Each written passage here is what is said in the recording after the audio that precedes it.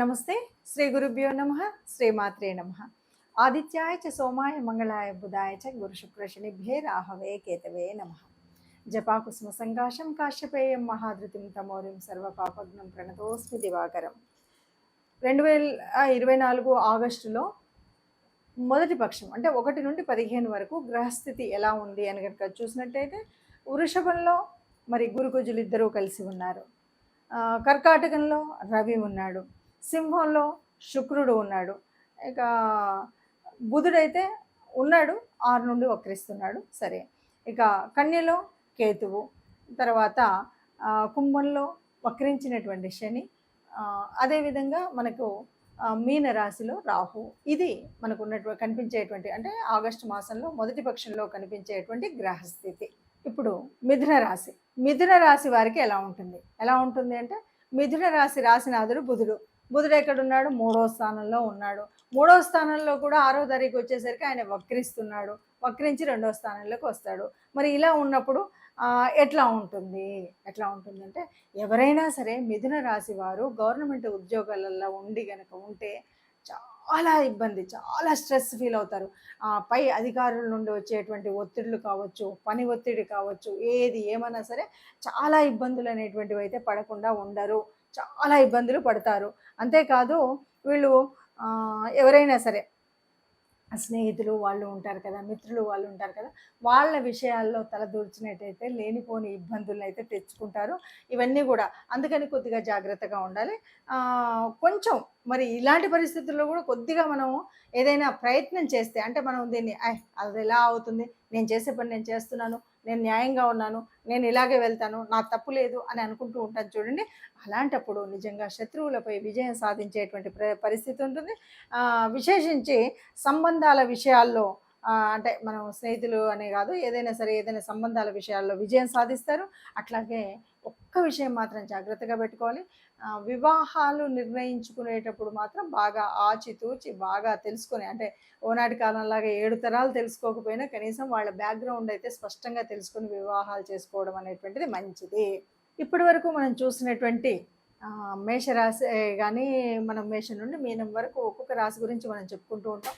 ఇలా చెప్పుకున్నప్పుడు ఇక్కడ ఒక చిన్న పరిస్థితి అయితే ఎదురవుతుంది జ్యోతిష్కులకు కానీ వింటున్నటువంటి ప్రేక్షకులకు కానీ. ఏంటంటే అన్నీ కూడా చెప్పినట్టుగానే ఉంటాయి. ఒక్కొక్కసారి ఎలా ఉంటుందంటే కొంతమందికి ఒక పెద్ద అనుమానం, చాలామంది మీరు అందరూ చెబుతున్నారు అయినా సరే ఒక్కొక్కరిది వేరుగా ఉంటుంది అన్నది కూడా ఒక మీమాంస అయితే ఉంటుంది. దీనికి కారణం ఏంటంటే ఒక్కొక్క జ్యోతిష్యులు వాళ్ళ యొక్క విశ్లేషణలో వాళ్ళు కొంతవరకే చేయగలుగుతాం. ఎందుకంటే ఈ 5 నిమిషాలు 8 నిమిషాల వ్యవధిలో చేసేటప్పుడు మనం రాశిలో ఏ గ్రహాలు ఉన్నాయి, రాశి చుట్టూ ఉన్నటువంటి ఫలితాలు ఎలా ఉన్నాయి, ఇలాగా ఎవరికి అనువైనటువంటి రీతిలో వాళ్ళు చెప్పుకుంటూ పోతున్నప్పుడు కొంత వ్యత్యాసం ఒకటి. రెండవది, ఇది ఏమన్నా సరే గ్రహాలు ఇప్పుడు మారుతున్నటువంటి కాలంలో మనం చెప్పుకునేటువంటిది ఒక ఎత్తు అయితే, కొన్నిసార్లు మీకు అస్సలు బాగోదండి అని మనం చెప్పినప్పుడు కూడా హాయిగా బ్రహ్మాండంగా ఉంటారు. అప్పుడు అనుమానం వస్తుంది. ఎందుకు అంటే మనకు గోచార రీత్యా ఏదైతే ఇప్పుడు మనం యోగించదని చెప్పినటువంటిది అక్కడ వాళ్ళకు యోగకారకంగా ఉండొచ్చు, మంచి స్థానంలో ఉండొచ్చు, వాళ్ళకి నడుస్తున్నటువంటి దశ అంతర్దశలు అద్భుతంగా ఉండొచ్చు. ఇలాంటి పరిస్థితులలో కొంత వ్యత్యాసం అయితే ఉంటుంది. అంటే మొత్తంగా చెప్పాలి అంటే గోచారాలు మన ఫలితాలు మనం చెప్పుకుంటున్నప్పుడు ఇందులో కోటానుకోట్ల మంది, ఇందులో కేవలం 30% మందికి ఎగ్జాక్ట్గా ఇది కరెక్టే ఉంది అని అనిపించవచ్చు. ఇంకోటి మనం డీప్గా అనాలిసిస్ చేయడం అనేటువంటిది ఉండదు. ఇది అందరినీ దృష్టిలో పెట్టుకొని ఈ రాశి వాళ్ళు ఈ జన్మ అంటే మనము ఈ రాశిని బట్టి కానీ జన్మ కుండలిలో ఉన్నటువంటి స్థితికి దీనికి ఉన్నటువంటి వ్యత్యాసాన్ని చెప్తూ వెళ్తున్నాం. కాబట్టి రాశి అనగానే ఇక్కడ ముందుగా మనకేంటి, ఇక్కడంతా కూడా చంద్రుని బట్టి మారేటువంటి స్థితిని గురించి మనం చెప్పుకుంటున్నాం. అక్కడ మాత్రం అలా కాదు కదా. అందుకని ఈ వ్యత్యాసం అనేది ఉంటుంది. చాలా క్లియర్గా కావాలి అనుకునే వాళ్ళు ఎవరైనా సరే మీకు నచ్చినా లేకపోతే మీకు తెలిసినా దగ్గరలో ఉన్నటువంటి జ్యోతిష్యుల దగ్గరికి వెళ్ళి స్వయంగా మీ జన్మకుండలిని చూపెట్టుకొని, అందులో కూడా ఇంకొక విషయం, ఒక్కసారి జన్మకుండలిలో మాది ఇదండి అనుకొని ఒకసారి వెళ్ళి మా మొత్తం జీవితం మొత్తము అద్దం ముందు కూర్చొని పెడితే అద్దంలో కనబడినట్టుగా కనబడుతుందంటే ఇది ఉట్టి మాట. ఎందుకు అంటే ఒక్కొక్క ఏరియాలో ఒక్కొక్క రకమైనటువంటి ప్రాబ్లమ్స్ ఉంటాయి. అంటే ఉద్యోగంలో ఒక రకమైన ప్రాబ్లం ఉండొచ్చు. అంటే ఉద్యోగానికి కారకత్వాలు కల్పించేటువంటి గ్రహాల వల్ల గానీ ఏ ఏ భావాలు అందుకు చూపెడుతున్నాయన్నది ఒక తేడా.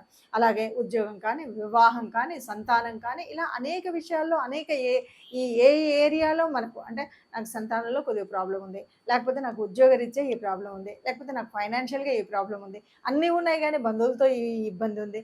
ఇలాంటివి ఏవి ఉంటాయో వాటిని ప్రత్యేకించి చెప్పడం కోసం, తెలుసుకోవడం కోసం మీరు చేయవలసిన పని ఎవరైనా సరే మీ జన్మ జాతకాన్ని చూపెట్టుకోవాలి. జన్మ జాతకం చూపెట్టుకోవాలి అంటే తప్పనిసరిగా పుట్టినటువంటి అంటే date of birth, place of birth, time of birth ఈ 3 తప్పనిసరిగా ఉండాలి. ఈ మూడింటిని ఉపయోగించుకొని మీ తెలిసినటువంటి జ్యోతిష్యులు, మీకు నమ్మకస్తులైనటువంటి వాళ్ళు లేదా మీకు దగ్గరలో ఉన్నటువంటి వాళ్ళు, మీకు వీలుగా ఉన్నటువంటి చోట మీరు చెప్పించుకుంటే ఈ ఏది కావాలో అది మీకు పూర్తిగా వివరంగా దొరుకుతుంది. ఆ దృష్టిగా వెళ్ళండి.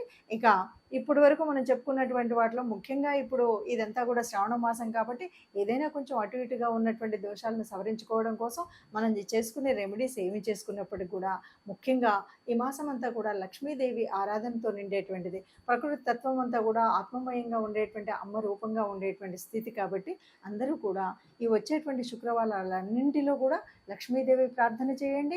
లక్ష్మితో పాటు ఆ విష్ణుమూర్తిని నమ్ముకొని ఆయన యొక్క విష్ణు సహస్రాలు వినడం కానీ, విష్ణుదేవుడి ఆలయానికి వెళ్ళడం కానీ చేసినట్టయితే ఏదైనా మనకు కష్టంగా అనిపించేటువంటి గ్రహస్థితి ఆ కష్టాన్ని తెలియకుండా ముందుకు తీసుకువెళ్తుంది.